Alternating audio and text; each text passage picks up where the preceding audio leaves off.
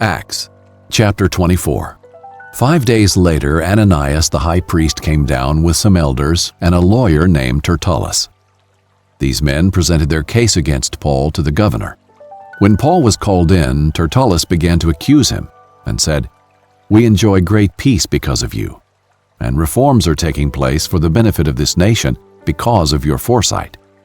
We acknowledge this in every way and everywhere, most excellent Felix, with utmost gratitude. But so that I will not burden you any further, I request that you would be kind enough to give us a brief hearing, for we have found this man to be a plague, an agitator among all the Jews throughout the Roman world, and a ringleader of the sect of the Nazarenes. He even tried to desecrate the temple, and so we apprehended him.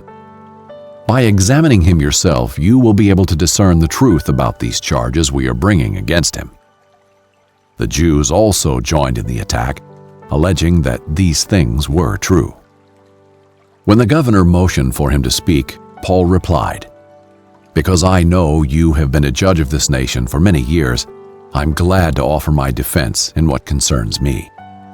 You can verify for yourself that it is no more than 12 days since I went up to worship in Jerusalem. They didn't find me arguing with anyone or causing a disturbance among the crowd, either in the temple or in the synagogues or anywhere in the city. Neither can they prove the charges they are now making against me. But I admit this to you. I worship the God of my ancestors according to the way, which they call a sect, believing everything that is in accordance with the law and written in the prophets. I have a hope in God, which these men themselves also accept, that there will be a resurrection, both of the righteous and the unrighteous. I always strive to have a clear conscience toward God and men. After many years, I came to bring charitable gifts and offerings to my people. While I was doing this, some Jews from Asia found me ritually purified in the temple, without a crowd and without any uproar. It is they who ought to be here before you to bring charges, if they have anything against me. Or let these men here state what wrongdoing they found in me when I stood before the Sanhedrin, other than this one statement I shouted while standing among them. Today I am on trial before you concerning the resurrection of the dead."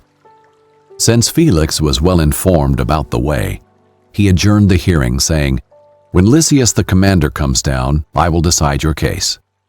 He ordered that the centurion keep Paul under guard, though he could have some freedom, and that he should not prevent any of his friends from meeting his needs. Several days later, when Felix came with his wife Drusilla, who was Jewish, he sent for Paul and listened to him on the subject of faith in Christ Jesus. Now, as he spoke about righteousness, self-control, and the judgment to come, Felix became afraid and replied, "Leave for now, but when I have an opportunity, I'll call for you." At the same time, he was also hoping that Paul would offer him money, so he sent for him quite often and conversed with him. After 2 years had passed, Porcius Festus succeeded Felix, and because Felix wanted to do the Jews a favor, he left Paul in prison.